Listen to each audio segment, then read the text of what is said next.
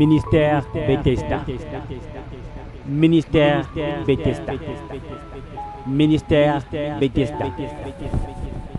Bien-aimés dans le Seigneur, j'aimerais rappeler un point très important. Abel et Caïn n'avaient pas de pasteur. Ils n'avaient même pas de Bible.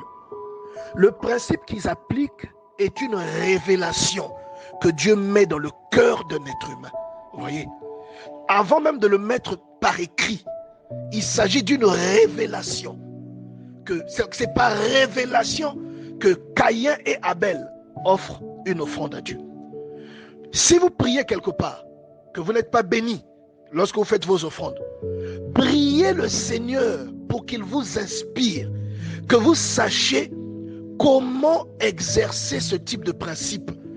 Ne vous arrêtez pas d'appliquer ces principes parce que les faux pasteurs volent et s'enrichissent derrière d'autres personnes.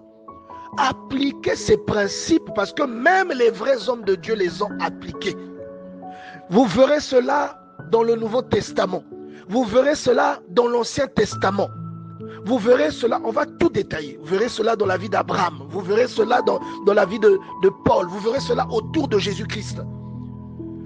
Priez. Si vous êtes découragé, vous avez été découragé par un homme de Dieu, priez pour que Dieu vous conduise. La Bible déclare, parle aux enfants d'Israël, qu'ils m'apportent une offrande. Vous la recevrez pour moi. Il dit aux hommes de Dieu, vous la recevrez pour moi. De tout homme qui la fera de bon cœur. Il se pourrait que tu n'as pas récolté parce que tu n'as pas donné avec joie, parce que tu as donné en étant triste, ou parce que tu as donné avec une intention de recevoir, ou parce que tu as donné que tu as fanfaronné dehors. Il y a beaucoup de choses qui peuvent combattre ton offrande. Et nous le voyons ici dans ce que Caïn a fait. Alors nous avons ici deux êtres humains, Caïn et Abel. Dans Genèse chapitre 4, Caïn et Abel. C'est comme aujourd'hui toi et moi. Et les deux exercent le même principe. La Bible déclare, au bout de quelque temps, Caïn fit à l'Éternel une offrande de fruits de la terre. Et Abel, de son côté, en fit une des premiers-nés de son troupeau. Vous voyez la précision? On précise ici que Caïn a fait une offrande de fruits. On ne précise pas la qualité de cette offrande. La qualité détermine ce que tu penses. Ce que tu octroies détermine ce que tu penses du bénéficiaire de cet octroiement. Alléluia. Et on dit que Abel, de son côté, on précise, en fit une des premiers-nés, donc les prémices. Il y a beaucoup de gens qui ont fait des offrandes, qui ont payé la dîme, qui ont fait de la libéralité, qui n'ont jamais reçu en retour. Et ils se sont dit que ce sont des faux enseignements, ce sont des faux principes.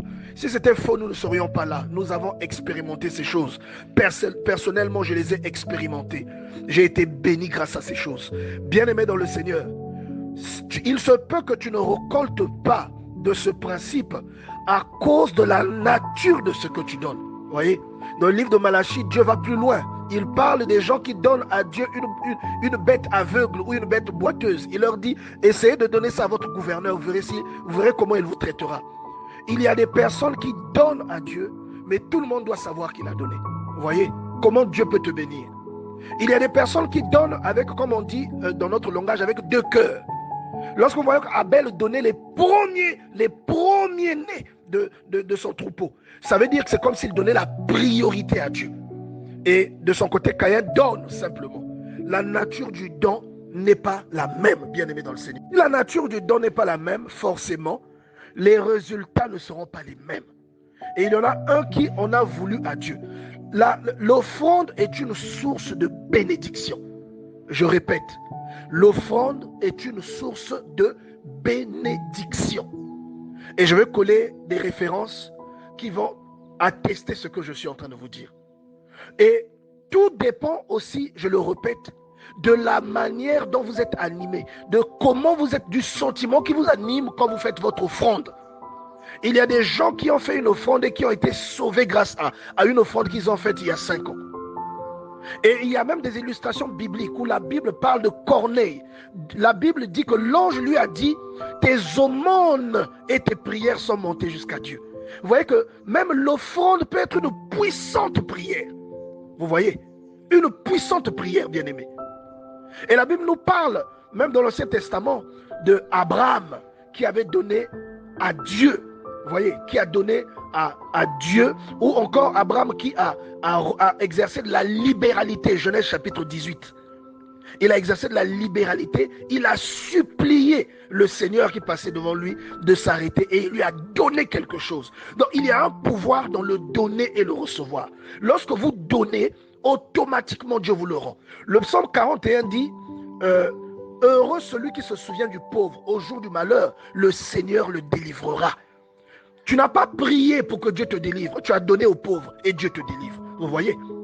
Et il y a beaucoup d'éléments. La Bible ajoute encore que vous ne vous présenterez pas devant Dieu les mains vides.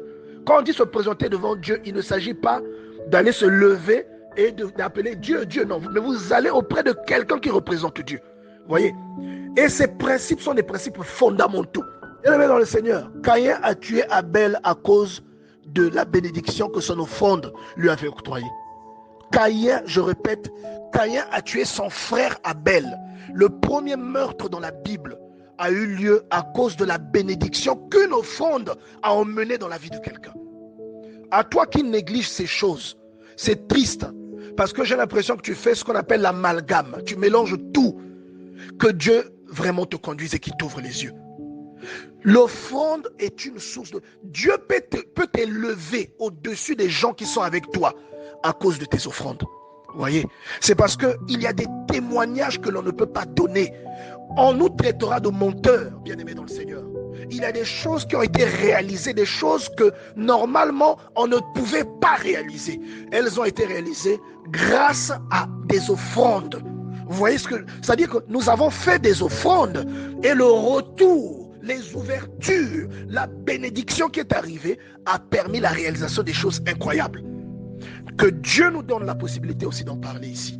Vous voyez, Caïn a tué Abel à cause de la bénédiction que l'offrande d'Abel avait emmenée. Et je vous garantis que toutes les offrandes ne produisent pas la bénédiction. Cela dépend de à qui tu donnes cette offrande.